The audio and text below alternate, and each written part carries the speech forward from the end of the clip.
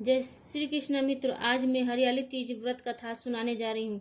हरियाली तीज का त्यौहार 19 अगस्त को मनाया जाएगा। ये सुहागिनों का महापर्व है। सावन के शुक्ल पक्ष की तृतीय तिथि को हरियाली तीज पर विवाहिता 24 घंटे का निर्जला व्रत रखती हैं। हरियाली शंकर पार्वती जी की पूजा कर पति की लंबी आयु और उनके सुखद जीवन एवं पुत्र प्राप्ति कामना करती हैं। कहा जाता है कि इस दिन का व्रत रखने से महिलाओं को धैर्य, सम्मान, प्रेम और शक्ति की प्राप्ति होती है।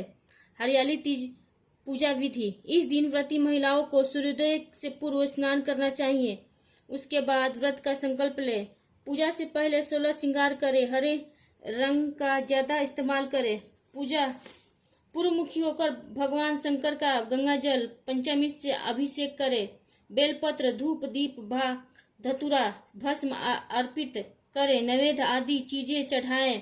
देवी पार्वती को श्रृंगार का सामान भी अर्पित करे। हलवा, खीर का भोग लगाएं। सावन शुक्ल हरियाली तीज तृतीया तिथि शुरू 18 अगस्त को रात 10:19 से हो रही है। सुबह का मुहूर्त 7:47 से होके 9:22 तक रहेगा। दोपहर का मुहूर्त दोपहर 12:32 से 2:07 तक रहेगा।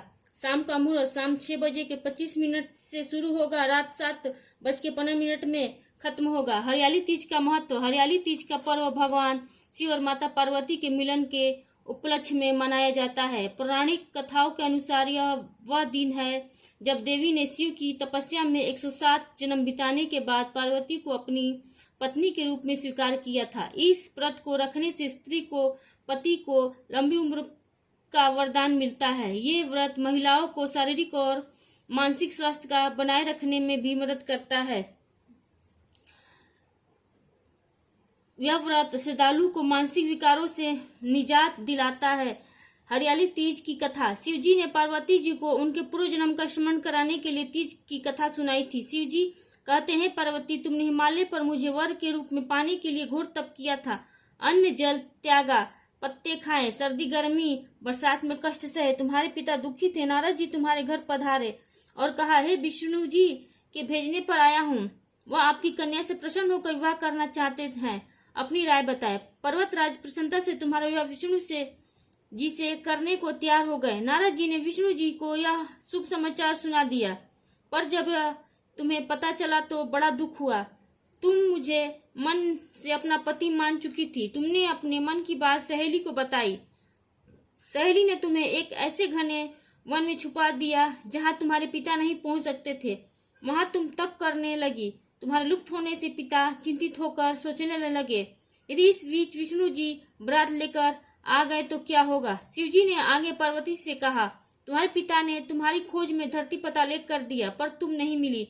तुम गुफा में रेत से शिवलिंग बनाकर मेरी आराधना में लीन थी। प्रसन्न होकर मैंने मनोकामना पूरी करने का वचन दिया। तुम्हारे पिता खोजते हुए गुफा तक पहुंचे।